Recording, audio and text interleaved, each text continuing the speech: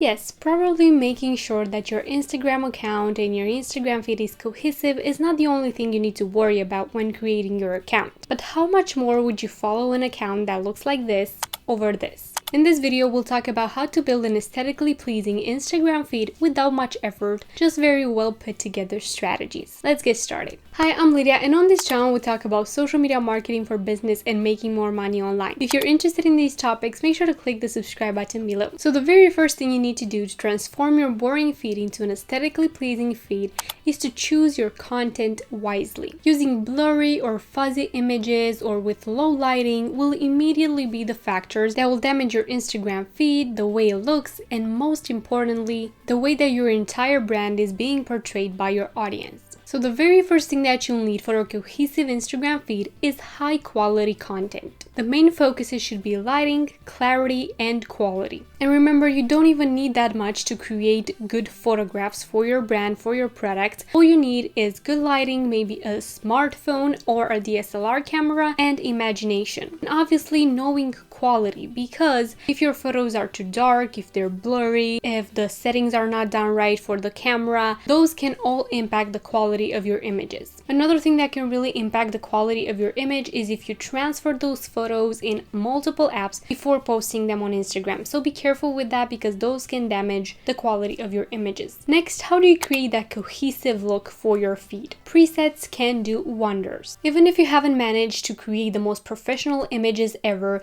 and you have a few that are clear, that have good lighting, but they just don't look how you would want them to, applying presets to them or certain edits, improving their lighting by editing them, exposure, contrast, and everything else can make a huge difference. And in that same way, by adding the same preset to all of them in coloring, similar in color tones, and adjusting the lighting for each photo will really improve your feed, and I will show you how. Let me show you this example right here. Even if the images are low lit and you cannot really see the product, by applying the same preset to all of them and adjusting the lighting, the feed already looks so much better. And most importantly, it's starting to represent your brand. Now, the preset that you want to apply to all of these images should be directly connected to your brand style. So if your style is a bit more dark, try and apply a brownish, blackish preset. If your brand is more colorful, more bright, try and apply a preset with coloring and a few neutral tones that will really make those images fit with your brand. Once you've found a preset that you want to apply to all your images because you've tested it on a few images and you see that it really fits your brand, make sure to save it and apply it first to all the images and then adjust the lighting based on the image. But use the same preset as a base for a similar look in all the images you post. And then the most important thing you need to do if you want that cohesive Instagram feed